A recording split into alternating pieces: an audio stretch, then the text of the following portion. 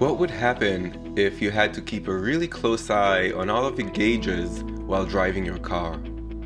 In addition to watching the road, looking out for stop signs, traffic lights, other vehicles, pedestrians, and cyclists, you also had to constantly look at your speed, your fuel level, tire pressure, oil pressure, and so on. You'd crash the car.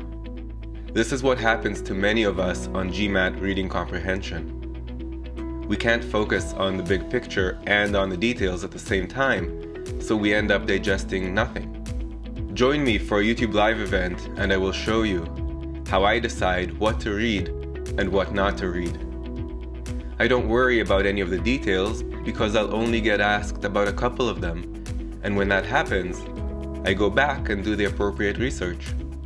I'll see you at 10 a.m. on October 10th.